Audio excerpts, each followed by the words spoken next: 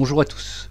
Une pièce de bois, on l'a dit souvent avec les extensions VMSUP, est un composant au sens SketchUp du terme. Pour faire un composant, c'est relativement simple. Je vais faire un rectangle, un pouce étiré. Je sélectionne par un triple clic toutes les entités, créer un composant et je vais l'appeler pièce. Cette pièce de bois est donc un composant.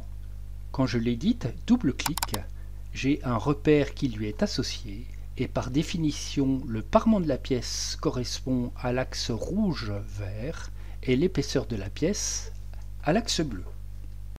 Si j'utilise le plugin pièce, je vais définir ma pièce, lui affecter un matériau, générer ma pièce est générée.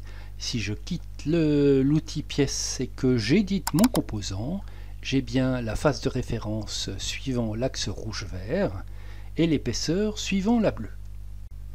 Avec l'outil pièce que je lance à nouveau, lorsque je fais plusieurs pièces à la fois, deux par exemple, et que ces pièces sont identiques, j'ai la possibilité ou non de les colorier. Je vais les colorier, générer mes deux pièces, quitter le plugin pièce. La face de référence ou le parement de la pièce s'affiche en rouge, le champ de référence s'affiche en bleu et la bout de la pièce ou l'extrémité de la pièce de référence s'affiche en vert. L'intérêt de ça, c'est que si je veux, par exemple, que ce soit constitué les deux parois d'un tiroir, je vais mettre cette partie-là côté extérieur, symétrie rotation, et je m'aperçois que les parements de la pièce sont bien de chaque côté extérieur. Ces deux pièces pour l'instant sont identiques. Info sur l'entité, on me dit bien que j'ai deux composants solides. Je vais faire un clic droit souris, rendre celle-ci unique. Mes deux pièces à présent sont bien uniques.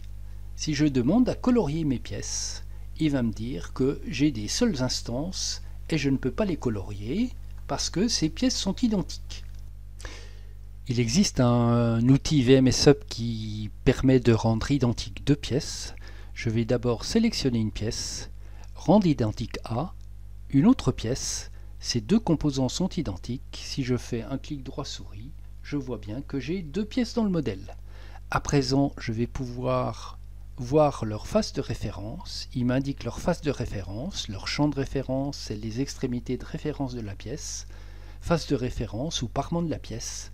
La partie étant opposée, s'appelant le contre-parement. Autre possibilité de l'outil face de référence, si j'appuie sur la touche Shift, le message m'indique que CTRL permet d'inverser la face ou simplement de colorier.